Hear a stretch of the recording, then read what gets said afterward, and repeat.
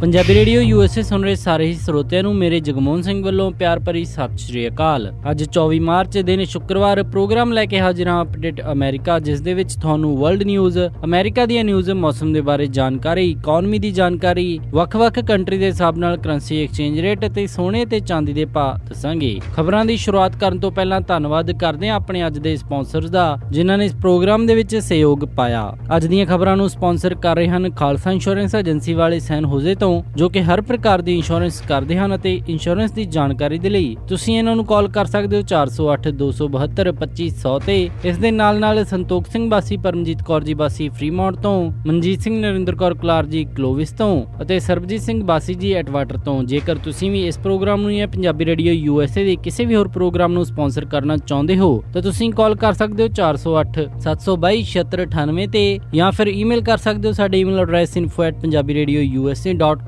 ਤੇ। ਹੁਣ ਵਧਦੇ ਹਾਂ ਖਬਰਾਂ ਦੇ ਵੱਲ। ਸਭ ਤੋਂ ਪਹਿਲਾਂ ਚੋਣਵੀਆਂ ਖਬਰਾਂ। ਰਿਪਬਲਿਕਨ ਪਾਰਟੀ ਨੇ ਆਪਣੇ ਬਹੁਤ ਚਰਚਿਤ ਹੈਲਥ ਕੇਅਰ ਬਿੱਲ ਨੂੰ ਹਾਊਸ 'ਚੋਂ ਵਾਪਸ ਲਿਆ।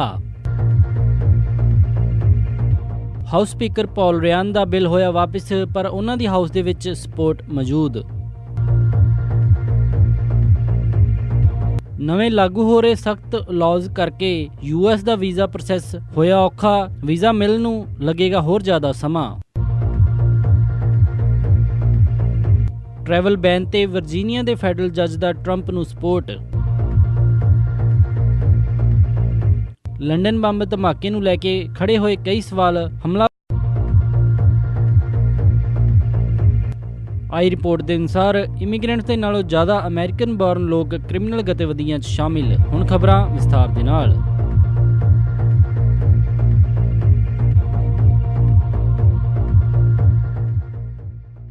ਰਿਪਬਲਿਕਨ ਪਾਰਟੀ ਦਾ ਕਾਫੀ ਚਰਚਾ ਦੇ ਵਿੱਚ ਰਿਹਾ American health care act bill, ਜੋ ਕਿ ਅੱਜ ਹਾਊਸ ਦੇ ਵਿੱਚ ਪੇਸ਼ ਹੋਣਾ ਸੀ ਅਤੇ ਉਸ ਦੇ ਉੱਤੇ VOTING ਹੋਣੀ ਸੀ। ਉਹ ਰਿਪਬਲਿਕਨ ਪਾਰਟੀ ਨੇ ਸਪੋਰਟ ਪੂਰੀ ਨਾ ਮਿਲਣ ਦੇ ਕਰਕੇ ਵਾਪਸ ਲੈ ਲਿਆ, ਜਿੱਥੇ ਕਿ ਹਾਊਸ ਸਪੀਕਰ ਪੌਲ ਰਿਆਨ ਪਿਛਲੇ ਕਈ ਹਫ਼ਤਿਆਂ ਤੋਂ ਇਸ ਦੇ ਪਿੱਛੇ ਲਗਾਤਾਰ ਮਿਹਨਤ ਕਰ ਰਹੇ ਸਨ ਅਤੇ ਉਸ ਬਿੱਲ ਦੇ ਤਹਿਤ ਮੌਜੂਦਾ health care bill Obama care ਨੂੰ ਰਿਪਲੇਸ ਕਰਕੇ ਨਵਾਂ ਹੈਲਥ ਕੇਅਰ ਐਕਟ ਪਾਸ ਕਰਨਾ ਚਾਹੁੰਦੇ ਸਨ। ਰਾਸ਼ਟਰਪਤੀ ਡੋਨਾਲਡ ਟਰੰਪ, ਜੋ ਕਿ ਆਪਣੇ ਕੈਂਪੇਨ ਦੇ ਦੌਰਾਨ ਵੀ ਲਗਾਤਾਰ ਓਬਾਮਾ ਕੇਅਰ ਨੂੰ ਰੀਪੀਲ ਕਰਨ ਦੀ ਸਹੁੰ ਖਾਂਦੇ ਰਹੇ, ਉਹ ਵੀ ਇਸ ਬਿੱਲ ਦੀ ਭਾਰੀ ਸਪੋਰਟ ਦੇ ਵਿੱਚ ਸਨ। ਰਿਪਬਲਿਕਨ ਪਾਰਟੀ ਪਿਛਲੇ 7 ਸਾਲ ਤੋਂ ਲਗਾਤਾਰ ਇਹ ਕਹਿੰਦੀ ਆ ਰਹੀ ਹੈ ਕਿ ਜਿਸ ਦਿਨ ਵੀ ਉਹ ਪਾਵਰ ਦੇ ਵਿੱਚ ਆਏ, ਉਹ ਓਬਾਮਾ ਕੇਅਰ ਬਿੱਲ ਨੂੰ ਰੀਪੀਲ ਕਰਨਗੇ। ਹਾਲਾਂਕਿ ਇਹ ਬਿੱਲ ਹੁਣ ਹਾਊਸ ਦੇ ਵਿੱਚ ਪੇਸ਼ ਹੋਣ ਤੋਂ ਪਹਿਲਾਂ ਹੀ ਪਾਰਟੀ ਦੁਆਰਾ ਵਾਪਸ ਲੈ ਲਿਆ ਗਿਆ ਹੈ, ਕਿਉਂਕਿ ਪਾਰਟੀ ਦੀ ਅੰਦਰੂਨੀ ਮੈਜੋਰਟੀ ਹੀ ਨਹੀਂ ਮਿਲ ਰਹੀ ਸੀ। ਇਸ ਬਿੱਲ ਨੂੰ ਪਾਸ ਕਰਨ ਦੇ ਲਈ ਹਾਊਸ ਦੇ ਵਿੱਚ 218 ਯੈਸ ਦੀ ਜ਼ਰੂਰਤ ਸੀ। ਰਿਪਬਲਿਕਨ ਪਾਰਟੀ, ਜੋ ਕਿ ਹਾਊਸ ਦੇ ਵਿੱਚ ਮੈਜੋਰਟੀ ਦੇ ਵਿੱਚ ਹੈ, ਪਰ ਰਿਪਬਲਿਕਨ ਪਾਰਟੀ ਦੇ ਕਈ ਮੈਂਬਰ ਇਸ ਬਿੱਲ ਤੋਂ ਨਾਖੁਸ਼ ਸਨ ਅਤੇ ਉਹਨਾਂ ਨੂੰ ਜ਼ਿਆਦਾਤਰ ਇਹ ਡਰ ਸੀ ਕਿ ਜੇਕਰ ਇਹ ਬਿੱਲ ਹਾਊਸ ਦੇ ਵਿੱਚ ਪਾਸ ਹੁੰਦਾ ਹੈ ਤਾਂ ਆਉਣ ਵਾਲੇ ਮਿਡ ਟਰਮ ਇਲੈਕਸ਼ਨ ਦੇ ਵਿੱਚ ਰਿਪਬਲਿਕਨ ਪਾਰਟੀ ਆਪਣਾ ਮੈਂਡੇਟ ਗਵਾ ਸਕਦੀ ਹੈ। ਕਾਈ ਰਿਪੋਰਟ ਦੇ ਮੁਤਾਬਿਕ ਇਹ ਦੱਸਿਆ ਗਿਆ ਸੀ ਕਿ ਤਕਰੀਬਨ 20 ਤੋਂ 30 ਮਿਲੀਅਨ ਲੋਕ ਇੰਸ਼ੋਰੈਂਸ ਤੋਂ ਬਗੈਰ ਹੋ ਜਾਣਗੇ ਜੇਕਰ ਰਿਪਬਲਿਕਨ ਪਾਰਟੀ ਦਾ ਇਹ ਬਿੱਲ ਪਾਸ ਕਰ ਦਿੱਤਾ ਗਿਆ। ਇਸ ਦੇ ਨਾਲ ਪ੍ਰੀ ਐਗਜ਼ਿਸਟਿੰਗ ਕੰਡੀਸ਼ਨ ਵਾਲੇ ਲੋਕਾਂ ਦੀ ਇੰਸ਼ੋਰੈਂਸ ਕਵਰੇਜ ਵੀ ਜਾਂਦੀ ਰਹਿਣੀ ਸੀ। ਡੈਮੋਕ੍ਰੈਟਿਕ ਪਾਰਟੀ ਡਟ ਕੇ ਇਸ ਦਾ ਵਿਰੋਧ ਕਰ ਰਹੀ ਸੀ ਅਤੇ ਇੱਕ ਤਰਫਾ ਨਾ ਡੈਮੋਕ੍ਰੈਟਿਕ ਪਾਰਟੀ ਦੇ ਵੱਲੋਂ ਇਸ ਬਿੱਲ ਦੇ ਉੱਤੇ ਆ ਰਹੀ ਸੀ ਅਤੇ ਰਿਪਬਲਿਕਨ ਪਾਰਟੀ ਦੇ 30 ਤੋਂ ਵੀ ਵੱਧ ਮੈਂਬਰ ਇਸ ਬਿੱਲ ਦਾ ਵਿਰੋਧ ਕਰ ਰਹੇ ਸਨ। ਰਿਪਬਲਿਕਨ ਪਾਰਟੀ ਦੇ ਕਈ ਸੈਨੇਟਰਸ ਨੇ ਵੀ ਇਸ ਬਿੱਲ ਦੇ ਖਿਲਾਫ ਆਪਣੀ ਅਪੀਲ ਦਰਜ ਕਰਵਾਈ ਅਤੇ ਉਹਨਾਂ ਦਾ ਵੀ ਇਹੀ ਚਿੰਤਾ ਸੀ ਕਿ ਜੇਕਰ ਇਹ ਬਿੱਲ ਪਾਸ ਹੁੰਦਾ ਹੈ ਤਾਂ ਰਿਪਬਲਿਕਨ ਪਾਰਟੀ ਆਪਣੀਆਂ ਕਾਂਗਰਸ ਦੇ ਵਿੱਚ ਸੀਟਾਂ ਗਵਾ ਸਕਦੀ ਹੈ। ਡੈਮੋਕ੍ਰੈਟਿਕ ਪਾਰਟੀ ਦੇ ਲੀਡਰ ਚੱਕ ਸ਼ੂਮਰ ਨੇ ਕਿਹਾ ਕਿ ਇਹ ਬਿੱਲ ਇਸ ਲਈ ਫੇਲ ਹੋ ਗਿਆ ਕਿਉਂਕਿ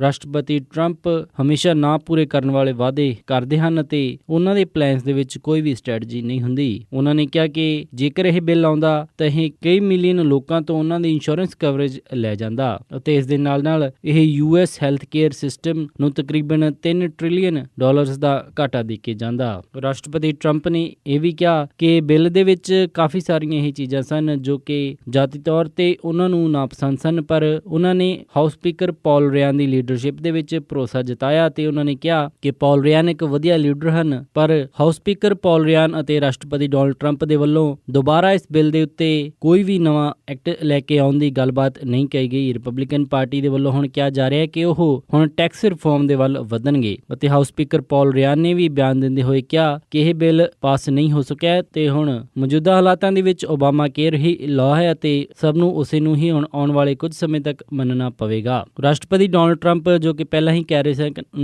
ਜੇਕਰ ਹਾਊਸ ਨੇ ਇਸ ਦੇ ਉੱਤੇ ਹਾਂ ਦੇ ਵਿੱਚ ਵੋਟ ਨਾ ਕੀਤੀ ਤਾਂ ਉਹ ਓਬਾਮਾ ਕੇਅਰ ਨੂੰ ਛੱਡ ਕੇ ਟੈਕਸ ਰਿਫਾਰਮ ਦੇ ਵੱਲ ਵਧਣਗੇ ਤੇ ਹੁਣ ਆ ਰਹੀਆਂ ਰਿਪੋਰਟਾਂ ਦੇ ਮੁਤਾਬਿਕ ਓਬਾਮਾ ਐਡਮਿਨਿਸਟ੍ਰੇਸ਼ਨ ਹੈਲਥ ਕੇਅਰ ਨੂੰ ਛੱਡ ਕੇ ਟੈਕਸ ਰਿਫਾਰਮ ਦੇ ਵੱਲ ਰੁਖ ਕਰ ਸਕਦੀ ਹੈ। ਹਜੇ ਤੱਕ ਰਿਪਬਲਿਕਨ ਪਾਰਟੀ ਦੀ top most priority Obama care ਨੂੰ ਰੀਪੀਲ ਕਰਨਾ ਰਹੀ ਸੀ। ਹਾਊਸ ਸਪੀਕਰ ਪੌਲ ਰਿਆਨ ਜਿਨ੍ਹਾਂ ਨੇ ਕਿ American health care act bill ਤਿਆਰ ਕੀਤਾ ਸੀ ਅਤੇ ਜੋ ਲਗਾਤਾਰ ਮੌਜੂਦਾ health care bill Obama care ਨੂੰ ਰਿਪਲੇਸ ਕਰਨ ਦੀ ਗੱਲਬਾਤ ਕਹਿ ਰਹੇ ਸਨ, ਉਹਨਾਂ ਦੇ ਦੁਆਰਾ ਪੇਸ਼ ਕੀਤਾ ਗਿਆ ਹੈਲਥ ਕੇਅਰ ਬਿੱਲ ਅੱਜ ਹਾਊਸ ਦੇ ਵਿੱਚ ਪੇਸ਼ ਹੋਣ ਤੋਂ ਪਹਿਲਾਂ ਹੀ ਵਾਪਸ ਲੈ ਲਿਆ ਗਿਆ, ਜਿਸ ਤੋਂ ਲੈ ਕੇ ਕਈ ਐਕਸਪਰਟ ਇਹ ਅੰਦਾਜ਼ਾ ਲਾ ਰਹੇ ਸਨ ਕਿ ਸ਼ਾਇਦ ਹਾਊਸ ਦੇ ਵਿੱਚ ਉਹਨਾਂ ਦੀ ਲੀਡਰਸ਼ਿਪ ਨੂੰ ਵੀ ਖਤਰਾ ਹੋ ਸਕਦਾ ਹੈ। ਪਰ ਸੂਤਰ ਦੱਸਦੇ ਹਨ ਕਿ ਹਾਊਸ ਆਫ ਰਿਪਰੈਜ਼ੈਂਟੇਟਿਵ ਦੇ ਵਿੱਚ ਉਹਨਾਂ ਦੀ ਲੀਡਰਸ਼ਿਪ ਹਜੇ ਵੀ ਪੂਰੀ ਮੌਜੂਦ ਹੈ ਤੇ ਬਹੁਤ ਸਾਰੇ ਲੋਕ ਉਹਨਾਂ ਦੀ ਸਪੋਰਟ ਦੇ ਵਿੱਚ ਹਨ। ਭਾਵੇਂ ਕਿ ਉਹਨਾਂ ਨੇ ਪੌਲ ਰਿਆਨ ਦੇ ਹੈਲਥ ਕੇਅਰ ਬਿੱਲ ਦੇ ਨਾਲ ਹਾਮੀ ਨਹੀਂ ਭਰੀ, ਪਰ ਫਿਰ ਵੀ ਉਹਨਾਂ ਦੀ ਲੀਡਰਸ਼ਿਪ ਨੂੰ ਲੈ ਕੇ ਉਹਨਾਂ ਨੂੰ ਪੂਰਾ ਭਰੋਸਾ ਹੈ। ਹਾਊਸ ਸਪੀਕਰ ਦੀ ਪੋਸਟ ਕਾਫੀ ਅਹਿਮ ਹੁੰਦੀ ਹੈ ਤੇ ਰਾਸ਼ਟਰਪਤੀ ਤੋਂ ਬਾਅਦ ਉਪ ਰਾਸ਼ਟਰਪਤੀ ਅਤੇ ਉਸ ਤੋਂ ਬਾਅਦ ਤੀਸਰੇ ਨੰਬਰ ਦੇ ਉੱਤੇ ਯੂਐਸ ਦੇ ਵਿੱਚ ਹਾਊਸ ਸਪੀਕਰ ਦੀ ਪੋਸਟ ਮੰਨੀ ਜਾਂਦੀ ਹੈ। ਪ੍ਰੈਜ਼ੀਡੈਂਸੀ ਦੀ ਲਾਈਨ ਦੇ ਵਿੱਚ ਉਹ ਵਾਈਸ ਪ੍ਰੈਜ਼ੀਡੈਂਟ ਤੋਂ ਬਾਅਦ ਦੂਸਰੇ ਨੰਬਰ ਤੇ ਹੁੰਦੇ ਹਨ। ਪੌਲ ਰਿਆਨ ਜੋ ਕਿ ਅਕਤੂਬਰ 2015 ਤੋਂ ਹਾਊਸ ਸਪੀਕਰ ਹਨ, ਹੁਣ ਉਹਨਾਂ ਤੇ ਪੂਰਾ ਦਬਾਅ ਮਿਡ ਟਰਮ ਇਲੈਕਸ਼ਨ ਦੇ ਵਿੱਚ ਰਿਪਬਲਿਕਨ ਪਾਰਟੀ ਨੂੰ ਜਿਤਾਉਣਾ ਹੋਵੇਗਾ, ਕਿਉਂਕਿ ਜੇਕਰ ਰਿਪਬਲਿਕਨ ਪਾਰਟੀ ਨੇ ਹੋਰ ਕਿਸੇ ਵੀ ਰਿਫਾਰਮ ਬਿੱਲ ਦੇ ਉੱਤੇ ਪਲਾਨ ਕਰਨਾ ਹੈ ਤਾਂ ਉਹਨਾਂ ਨੂੰ ਮਿਡ ਟਰਮ ਇਲੈਕਸ਼ਨ ਦੇ ਵਿੱਚ ਵਧੀਆ ਪਰਫਾਰਮ ਕਰਨਾ ਪਵੇਗਾ ਤਾਂ ਕਿ ਉਹ ਹਾਊਸ ਦੇ ਵਿੱਚ ਆਪਣਾ ਬਹੁਮਤ ਬਣਾ ਕੇ ਰੱਖਣ। ਕਈ ਸਾਰੇ ਇਮੀਗ੍ਰੇਸ਼ਨ ਲਾਇਰਸ ਅਤੇ ਇਮੀਗ੍ਰੇਸ਼ਨ ਐਕਸਪਰਟਸ ਦਾ ਮੰਨਣਾ ਹੈ ਕਿ ਯੂਐਸ ਦਾ ਵੀਜ਼ਾ ਲੈਣਾ ਹੋਰ ਵੀ ਔਖਾ ਹੋ ਸਕਦਾ ਹੈ ਤੇ ਇਸ ਦੇ ਵਿੱਚ ਅਪਰੂਵ ਹੋਣ ਦਾ ਸਮਾਂ ਵੀ ਵੱਧ ਸਕਦਾ ਹੈ। ਇਸ ਦੇ ਨਾਲ ਨਾਲ ਵੀਜ਼ਾ ਡਿਨਾਇਲਸ ਦਾ ਰੇਟ ਵੀ ਵਧੇਗਾ। ਉਹਨਾਂ ਦੇ ਮੁਤਾਬਿਕ ਨਵੀਆਂ ਪਾਸ ਹੋ ਰਹੀਆਂ ਰੈਗੂਲੇਸ਼ਨ ਦੇ ਵਿੱਚ ਵੀਜ਼ਾ ਲਾਅ ਨੂੰ ਕਾਫੀ ਸਖਤ ਕਰ ਦਿੱਤਾ ਗਿਆ ਹੈ ਅਤੇ ਵੀਜ਼ਾ ਐਪਲੀਕੈਂਟ ਦੇ ਸੋਸ਼ਲ ਬੈਕਗ੍ਰਾਉਂਡ ਦੇ ਨਾਲ ਹੋਰ ਕਈ ਬੈਕਗ੍ਰਾਉਂਡ ਚੈੱਕ ਵਧਾਏ ਗਏ ਹਨ। ਪਿਛਲੇ week secretary of state Rex Tillerson ਦੁਆਰਾ ਪਾਸ ਕੀਤੀਆਂ ਗਈਆਂ ਕਈ ਨਵੀਆਂ ਡਾਇਰੈਕਟਿਵਸ ਦੇ ਵਿੱਚ ਜੋ ਵੀ ਲੋਕ ਇਸਲਾਮਿਕ ਸਟੇਟ ਕੰਟਰੀਜ਼ ਦੇ ਵਿੱਚ ਜਾ ਕੇ ਆਏ ਹਨ ਉਹਨਾਂ ਦਾ ਸੋਸ਼ਲ ਮੀਡੀਆ ਬੈਕਗ੍ਰਾਉਂਡ ਚੈੱਕ ਕਰਨਾ ਮੈਂਡੇਟਰੀ ਕਰ ਦਿੱਤਾ ਗਿਆ ਹੈ। ਇਹ ਡਾਇਰੈਕਟਿਵਸ ਉਹਨਾਂ ਤੇ ਵੀ ਲਾਗੂ ਹੋਣਗੇ ਜੋ ਕਿ ਇਰਾਕ ਜਾਂ ਫਿਰ ਕਿਸੇ ਵੀ ਮੁਸਲਿਮ ਕੰਟਰੀਜ਼ ਦੇ ਵਿੱਚ ਜਾ ਕੇ ਆਏ ਹਨ। ਹਾਲਾਂਕਿ ਇਰਾਕ ਨੂੰ ਟਰੈਵਲ ਬੈਨ ਦੇ ਵਿੱਚੋਂ ਰਾਸ਼ਟਰਪਤੀ ਡੋਨਾਲਡ ਟਰੰਪ ਦੁਆਰਾ ਆਪਣੇ ਦੂਸਰੇ ਐਗਜ਼ੀਕਿਊਟਿਵ ਆਰਡਰ ਦੇ ਵਿੱਚ ਹਟਾ ਦਿੱਤਾ ਗਿਆ ਸੀ, ਪਰ ਸੋਸ਼ਲ ਮੀਡੀਆ ਬੈਕਗ੍ਰਾਉਂਡ ਦਾ ਚੈੱਕ ਜਾਰੀ ਰੱਖਿਆ ਗਿਆ ਹੈ। ਇਸ ਤੋਂ ਪਹਿਲਾਂ ਸੋਸ਼ਲ ਮੀਡੀਆ ਬੈਕਗ੍ਰਾਉਂਡ ਚੈੱਕ ਸਿਰਫ ਵੀਜ਼ਾ ਕਾਉਂਸਲਰ ਆਪਣੀ ਡਿਸਕ੍ਰਿਸ਼ਨ ਤੇ ਹੀ ਕਰਦਾ ਸੀ ਜਦੋਂ ਉਸਨੇ ਵੀਜ਼ਾ ਐਪਲੀਕੈਂਟ ਨੂੰ ਯੂਐਸ ਦੇ ਵਿੱਚ ਐਡਮਿਸ਼ਨ ਦੇਣਾ ਹੁੰਦਾ ਸੀ। ਇਸ ਦੇ ਨਾਲ ਕਾਉਂਸਲਰ ਆਫਿਸਰਜ਼ ਨੂੰ ਵੀ ਨੈਸ਼ਨਲ ਸਿਕਿਉਰਿਟੀ ਦੇ ਬਾਰੇ ਕਾਫੀ ਸਖਤ ਹਦਾਇਤਾਂ ਦਿੱਤੀਆਂ ਗਈਆਂ ਹਨ ਅਤੇ ਉਹਨਾਂ ਨੂੰ ਵੀਜ਼ਾ ਅਪਰੂਵ ਕਰਨ ਤੋਂ ਪਹਿਲਾਂ ਦੇਸ਼ ਦੀ ਸੁਰੱਖਿਆ ਨੂੰ ਸੋਚਣ ਦਾ ਲਈ ਕਿਹਾ ਗਿਆ ਹੈ। ਇਹ ਸਾਰੀਆਂ ਗਾਈਡਲਾਈਨਸ ਕਾਉਂਸਲਰ ਆਫਿਸਰ ਨੂੰ ਇਸ ਦੇ ਨਾਲ DHS ਅਧਿਕਾਰੀ ਜੋ ਕਿ ਏਅਰਪੋਰਟਸ ਤੇ ਹੁੰਦੇ ਹਨ ਉਹਨਾਂ ਨੂੰ ਭੇਜੀਆਂ ਗਈਆਂ ਹਨ। ਇਹ ਨਵੇਂ rule Europe, Australia, New Zealand, Japan, south Korea, Singapore, Taiwan ਦੇ ਉੱਤੇ ਲਾਗੂ ਨਹੀਂ ਹੁੰਦੇ। ਰਾਸ਼ਟਰਪਤੀ ਡੋਨਾਲਡ ਟਰੰਪ ਜਿਨ੍ਹਾਂ ਦੇ ਦੁਆਰਾ ਕੀਤੇ ਗਏ ਐਗਜ਼ੀਕਿਊਟਿਵ ਆਰਡਰ ਦੇ ਵਿੱਚ ਉਹਨਾਂ ਨੇ ਟਰੈਵਲ ਬੈਨ ਦੇ ਵਿੱਚ ਅਮੈਂਡਮੈਂਟ ਕੀਤੀ ਸੀ। ਹਾਲਾਂਕਿ ਕਈ ਸਟੇਟਸ ਦੇ ਵਿੱਚ ਫੈਡਰਲ ਜੱਜਸ ਨੇ ਰਾਸ਼ਟਰਪਤੀ ਡੋਨਾਲਡ ਟਰੰਪ ਦੇ ਦੂਸਰੇ ਟਰੈਵਲ ਬੈਨ ਦੇ ਉੱਤੇ ਵੀ ਰੋਕ ਲਾ ਦਿੱਤੀ ਅਤੇ ਰਾਸ਼ਟਰਪਤੀ ਟਰੰਪ ਨੇ ਵੀ ਜੁਡੀਸ਼ੀਅਲ ਸਿਸਟਮ ਨੂੰ ਇਸ ਨੂੰ ਲੈ ਕੇ ਕਾਫੀ ਕੁਝ ਕਿਹਾ। ਹਾਲਾਂਕਿ ਵਰਜੀਨੀਆ ਦੇ ਵਿੱਚ ਇੱਕ ਫੈਡਰਲ ਕੋਰਟ ਦੇ ਜੱਜ ਰਾਸ਼ਟਰਪਤੀ ਟਰੰਪ ਦੀ ਸਾਈਡ ਲੈਂਦੇ ਹੋਏ ਦਿਖਾਈ ਦੇ ਰਹੇ ਹਨ, ਜਿਸ ਦੇ ਵਿੱਚ ਉਹਨਾਂ ਨੇ ਟਰੰਪ ਐਡਮਿਨਿਸਟ੍ਰੇਸ਼ਨ ਦੀ ਫੇਵਰ ਦੇ ਵਿੱਚ ਫੈਸਲਾ ਸੁਣਾਇਆ ਅਤੇ ਇਸ ਦੇ ਨਾਲ ਹੀ ਉਹਨਾਂ ਨੇ ਉਹ ਫੈਡਰਲ ਕੋਰਟਸ ਦੇ ਨਾਲ ਜੁਆਇਨ ਕਰਨ ਤੋਂ ਇਨਕਾਰ ਕਰ ਦਿੱਤਾ ਜੋ ਕਿ ਰਾਸ਼ਟਰਪਤੀ ਡੋਨਾਲਡ ਟਰੰਪ ਦੇ ਰਿਵਾਈਜ਼ਡ ਟਰੈਵਲ ਬੈਨ ਦੇ ਉੱਤੇ ਰੋਕ ਲਾ ਰਹੀਆਂ ਸਨ। ਇਸ ਤੋਂ ਪਹਿਲਾਂ ਮੈਰੀਲੈਂਡ ਅਤੇ ਹਵਾਈ ਦੇ ਵਿੱਚ ਫੈਡਰਲ ਕੋਰਟਸ ਨੇ ਰਾਸ਼ਟਰਪਤੀ ਡੋਨਾਲਡ ਟਰੰਪ ਦੇ ਟਰੈਵਲ ਬੈਨ ਉੱਤੇ ਰੋਕ ਲਾ ਦਿੱਤੀ ਸੀ। ਵਰਜੀਨੀਆ ਦੇ ਫੈਡਰਲ ਕੋਰਟ ਦੇ ਜੱਜ ਦੇ ਮੁਤਾਬਿਕ ਰਾਸ਼ਟਰਪਤੀ ਡੋਨਾਲਡ ਟਰੰਪ ਦੁਆਰਾ ਲਾਇਆ ਗਿਆ ਰਿਵਾਈਜ਼ਡ ਟਰੈਵਲ ਬੈਨ ਬਿਲਕੁਲ ਵੀ ਕਾਨੂੰਨ ਦੇ ਅਗੇਂਸਟ ਨਹੀਂ ਹੈ ਤੇ ਉਹਨਾਂ ਦੇ ਮੁਤਾਬਿਕ ਇਹ ਕਾਨੂੰਨ ਦੇ ਅਨੁਸਾਰ ਹੀ ਉਹਨਾਂ ਨੇ ਬੈਨ ਲਾਇਆ ਹੈ ਅਤੇ ਇਹ ਉਹਨਾਂ ਦੇ ਅਧਿਕਾਰ ਖੇਤਰ ਦੇ ਵਿੱਚ ਆਉਂਦਾ ਹੈ ਕਿ ਉਹ ਇਸ ਤਰ੍ਹਾਂ ਦਾ ਐਗਜ਼ੀਕਿਊਟਿਵ ਆਰਡਰ ਜਾਰੀ ਕਰਕੇ ਬੈਨ ਲਾ ਸਕਣ। ਟਰੰਪ ਐਡਮਿਨਿਸਟ੍ਰੇਸ਼ਨ ਇਸ ਤੋਂ ਪਹਿਲਾਂ ਹੀ ਸੁਪਰੀਮ ਕੋਰਟ ਜਾਣ ਦੀ ਗੱਲ ਕਰ ਚੁੱਕੇ ਹਨ।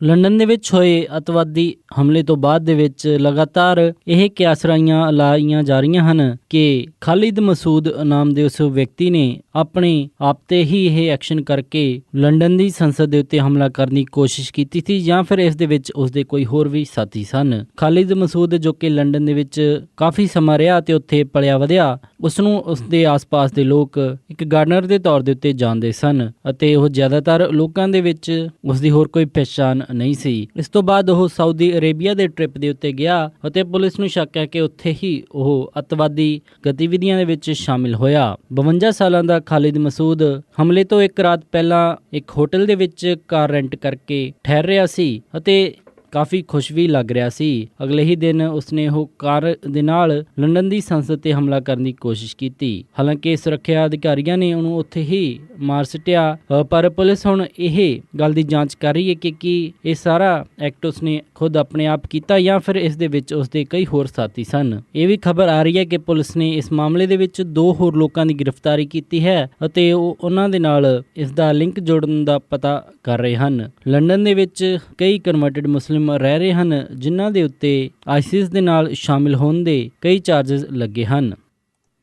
ਇਲੀਗਲ ਇਮੀਗ੍ਰੈਂਟਸ ਨੂੰ ਲੈ ਕੇ ਰਾਸ਼ਟਰਪਤੀ ਡੋਨਲਡ ਟਰੰਪ ਕਾਫੀ ਕੁਝ ਕਹਿ ਚੁੱਕੇ ਹਨ ਅਤੇ ਆਪਣੀ ਕਾਂਗਰਸ ਦੇ ਵਿੱਚ ਅਤੇ ਜਾਂ ਫਿਰ ਹੋਰ ਕਿਸੇ ਵੀ ਪਬਲਿਕ ਮੰਚ ਦੇ ਉੱਤੇ ਦਿੱਤੀ ਸਪੀਚ ਦੇ ਵਿੱਚ ਉਹ ਲਗਾਤਾਰ ਕਹਿੰਦੇ ਆ ਰਹੇ ਹਨ ਕਿ ਇਲੀਗਲ ਇਮੀਗ੍ਰੈਂਟਸ ਅਮਰੀਕਾ ਦੇ ਵਿੱਚ ਕ੍ਰਿਮੀਨਲ ਗਤੀਵਿਧੀਆਂ ਦੇ ਜ਼ਿੰਮੇਵਾਰ ਹਨ। ਹਾਲਾਂਕਿ ਆਈਆਂ ਰਿਪੋਰਟਸ ਕੁਝ ਹੋਰ ਬਿਆਨ ਕਰ ਰਹੀਆਂ ਹਨ। DHS ਲਾਇਰਸ ਵੀ ਕਹਿ ਚੁੱਕੇ ਹਨ ਕਿ ਲੋਕਲ ਲਾਅ ਇਨਫੋਰਸਮੈਂਟ ਏਜੰਸੀਜ਼ ਉਹਨਾਂ ਨੂੰ ਮੌਜੂਦਾ ਆંકੜੇ ਨਹੀਂ ਦਿੰਦੀਆਂ ਤੇ ਉਹ ਤੈਅ ਨਹੀਂ ਕਰ ਪਾ ਰਹੇ ਕਿ ਕੀ ਇਲੀਗਲ ਇਮੀਗ੍ਰੈਂਟਸ ਕਿਸ ਹੱਦ ਤੱਕ ਕ੍ਰਿਮੀਨਲ ਗਤੀਵਿਧੀਆਂ ਦੇ ਵਿੱਚ ਇਨਵੋਲਵ ਹਨ। ਰਾਸ਼ਟਰਪਤੀ ਡੋਨਲਡ ਟਰੰਪ ਲਗਾਤਾਰ ਪਬਲਿਕ ਦੇ ਵਿੱਚ ਇਹ ਡਰ ਬਣਾ ਰਹੇ ਹਨ ਕਿ ਇਲੀਗਲ ਇਮੀਗ੍ਰੈਂਟਸ ਇੱਥੇ ਆ ਕੇ ਕਈ ਤਰ੍ਹਾਂ ਦੀਆਂ ਕ੍ਰਿਮੀਨਲ ਗਤੀਵਿਧੀਆਂ ਕਰਦੇ ਹਨ ਜਿਨ੍ਹਾਂ ਦੇ ਨਾਲ ਅਮਰੀਕਨ ਲੋਕਾਂ ਦੀ ਜਾਨ ਨੂੰ ਖਤਰਾ ਹੁੰਦਾ ਹੈ। ਇਹ ਸ਼ਾਇਦ ਰਾਸ਼ਟਰਪਤੀ ਡੋਨਲਡ ਟਰੰਪ ਆਪਣੇ ਪੋਲੀਟੀਕਲ ਏਜੰਡੇ ਦੇ ਲਈ ਕਰਦੇ ਹੋਣ, ਪਰ ਆਈਆਂ ਰਿਪੋਰਟਾਂ ਦੇ ਮੁਤਾਬਿਕ ਅਮਰੀਕਾ ਦੇ ਵਿੱਚ ਜ਼ਿਆਦਾਤਰ ਕ੍ਰਿਮੀਨਲ ਗਤੀਵਿਧੀਆਂ ਦੇ ਵਿੱਚ ਜੋ ਲੋਕ ਇਨਵੋਲਵ ਹਨ ਉਹਨਾਂ ਦੇ ਵਿੱਚ ਅਮਰੀਕਨ ਬੋਰਨ ਲੋਕ ਹੀ ਸ਼ਾਮਿਲ ਹਨ। ਇਸ ਰਿਪੋਰਟ ਦੇ ਵਿੱਚ ਸਾਹਮਣੇ ਆਇਆ ਹੈ ਕਿ ਰੇਪ ਕੇਸ, ਮਰਡਰ ਕੇਸ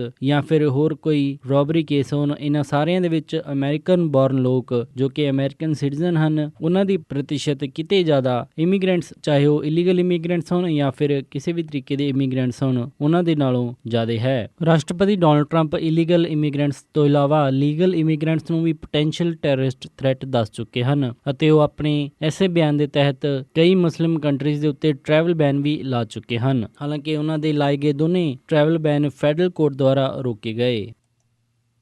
ਇਸ ਹਨ ਅੱਜ ਦੀਆਂ ਕੁਝ ਖਾਸ ਖਬਰਾਂ। ਹੁਣ ਵਧਦੇ ਹਾਂ ਮੌਸਮ ਦੀ ਜਾਣਕਾਰੀ ਦੇ ਵੱਲ। ਸ਼ਨੀਵਾਰ ਨੂੰ ਸੈਨ ਹੋਜ਼ੇ ਦੇ ਵਿੱਚ ਹਾਈ ਟੈਂਪਰੇਚਰ ਰਹੇਗਾ 64 ਡਿਗਰੀ ਅਤੇ ਰਾਤ ਨੂੰ ਲੋ ਟੈਂਪਰੇਚਰ 47 ਡਿਗਰੀ। ਸੈਨ ਫਰਾਂਸਿਸਕੋ ਦੇ ਵਿੱਚ 59 ਡਿਗਰੀ ਹਾਈ ਅਤੇ ਰਾਤ ਨੂੰ 50 ਡਿਗਰੀ ਲੋ। ਸੈਕਰਾਮੈਂਟੋ ਦੇ ਵਿੱਚ 64 ਡਿਗਰੀ ਹਾਈ ਅਤੇ ਰਾਤ ਨੂੰ 46 ਡਿਗਰੀ ਲੋ। ਯੂਬਾ ਸਿਟੀ ਦੇ ਵਿੱਚ 64 ਡਿਗਰੀ ਹਾਈ ਅਤੇ ਰਾਤ ਨੂੰ 47 ਡਿਗਰੀ ਲੋ। ਸਟਾਕਟਨ ਦੇ ਵਿੱਚ 66 ਡਿਗਰੀ ਹਾਈ ਅਤੇ ਰਾਤ ਨੂੰ 45 ਡਿਗਰੀ ਲੋ। ਟ੍ਰੇਸੀ ਦੇ ਵਿੱਚ 66 ਡਿਗਰੀ ਹਾਈ ਅਤੇ ਰਾਤ ਨੂੰ 47 ਡਿਗਰੀ ਲੋ। ਮੋਡੈਸਟੋ ਦੇ ਵਿੱਚ 67 ਡਿਗਰੀ ਹਾਈ ਅਤੇ ਰਾਤ ਨੂੰ 46 ਡਿਗਰੀ ਲੋ। ਫ੍ਰੈਜ਼ਨੋ ਦੇ ਵਿੱਚ 63 ਡਿਗਰੀ ਹਾਈ ਅਤੇ ਰਾਤ ਨੂੰ 46 ਡਿਗਰੀ ਲੋ। ਬੇਕਰਫੀਲਡ ਦੇ ਵਿੱਚ 64 ਡਿਗਰੀ ਹਾਈ ਅਤੇ ਰਾਤ ਨੂੰ 51 ਡਿਗਰੀ ਲੋ। ਲਾਸ ਐਂਜਲਸ ਦੇ ਵਿੱਚ 68 ਡਿਗਰੀ ਹਾਈ ਅਤੇ ਰਾਤ ਨੂੰ 54 ਡਿਗਰੀ ਲੋ। ਟਰਕੀ ਦੇ ਵਿੱਚ 41 ਡਿਗਰੀ ਹਾਈ ਅਤੇ ਰਾਤ ਨੂੰ 21 ਡਿਗਰੀ ਲੋ। ਸਾਊਥ ਲੇਕ ਟਾਹੋ ਦੇ ਵਿੱਚ 43 ਡਿਗਰੀ ਹਾਈ ਅਤੇ ਰਾਤ ਨੂੰ 24 ਡਿਗਰੀ ਲੋ। ਪੋਰਟਲੈਂਡ ਓਰੇਗਨ ਦੇ ਵਿੱਚ 54 ਡਿਗਰੀ ਹਾਈ ਅਤੇ ਰਾਤ ਨੂੰ 42 ਡਿਗਰੀ ਲੋ।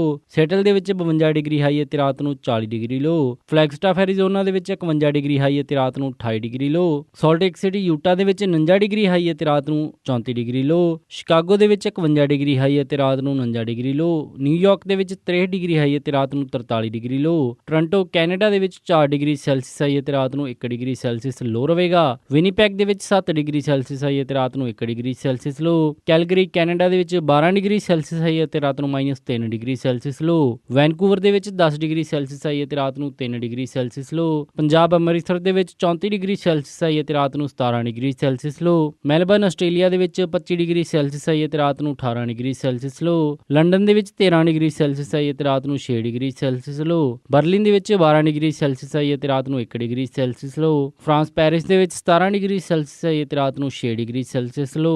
ਇਸੀ ਮੌਸਮ ਦੀ ਜਾਣਕਾਰੀ। ਹੁਣ ਵਧਦੇ ਹਾਂ ਸਟਾਕ ਮਾਰਕੀਟ ਦੀ ਇਨਫੋਰਮੇਸ਼ਨ ਦੇ ਵੱਲ। ਸ਼ੁੱਕਰਵਾਰ ਨੂੰ ਕਲੋਜ਼ਿੰਗ ਦੇ ਸਮੇਂ ਡਾਓ ਜੋਨਸ 59 ਅੰਕਾਂ ਦੀ ਗਿਰਾਵਟ ਦੇ ਨਾਲ 20,596.72 ਤੇ ਬੰਦ ਹੋਇਆ। ਨੈਸਡੈਕ 11 ਅੰਕਾਂ ਦੇ ਵਾਧੇ ਨਾਲ 5,828 28.74 ਤੇ ਬੰਦ ਹੋਇਆ। S&P 1 ਅੰਕ ਦੀ ਗਿਰਾਵਟ ਦੇ ਨਾਲ 2348.98 ਤੇ ਬੰਦ ਹੋਇਆ। ਵਿਲਸ਼ਰ 5000 5 ਅੰਕ ਦੀ ਗਿਰਾਵਟ ਦੇ ਨਾਲ 24377.29 ਤੇ ਬੰਦ ਹੋਇਆ। ਅੱਜ ਦਾ ਸਭ ਤੋਂ ਮਸ਼ਹੂਰ ਸਟਾਕ ਅੰਡਰ ਆਰਮਰ ਕੰਪਨੀ ਦਾ ਰਿਹਾ, ਜਿਸ ਦੀ ਕੀਮਤ 18.17 ਰਹੀ। ਕਰੰਸੀ ਐਕਸਚੇਂਜ ਰੇਟ ਦੇ ਵਿੱਚ ਇੱਕ US ਡਾਲਰ ਦੀ ਕੀਮਤ ਰਹੀ 65.38 ਪੈਸੇ, ਇੱਕ ਕੈਨੇਡੀਅਨ ਡਾਲਰ ਦੀ ਕੀਮਤ ਰਹੀ 48.87 ਪੈਸੇ, ਇੱਕ ਬ੍ਰਿਟਿਸ਼ ਪਾਉਂਡ ਦੀ ਕੀਮਤ ਰਹੀ 81.53 ਪੈਸੇ, ਇੱਕ ਯੂਰੋ ਦੀ ਕੀਮਤ ਰਹੀ 70.66 ਪੈਸੇ, ਇੱਕ ਆਸਟ੍ਰੇਲੀਅਨ ਡਾਲਰ ਦੀ ਕੀਮਤ ਰਹੀ 49.84 ਪੈਸੇ, ਇੱਕ ਨਿਊਜ਼ੀਲੈਂਡ ਡਾਲਰ ਦੀ ਕੀਮਤ ਰਹੀ 45.94 ਪੈਸੇ, ਇੱਕ ਸਿੰਗਾਪੁਰ ਡਾਲਰ ਦੀ ਕੀਮਤ ਰਹੀ 46.74 ਪੈਸੇ, ਇੱਕ ਬਹਿਰੀਨੀ ਦਿਨਾਰ ਦੀ ਕੀਮਤ ਰਹੀ 173.46 ਪੈਸੇ, ਇੱਕ ਕੁਵੈਤੀ ਦਿਨਾਰ ਦੀ ਕੀਮਤ ਰਹੀ 214.71 ਪੈਸੇ। ਸੋਨੇ ਦਾ ਰੇਟ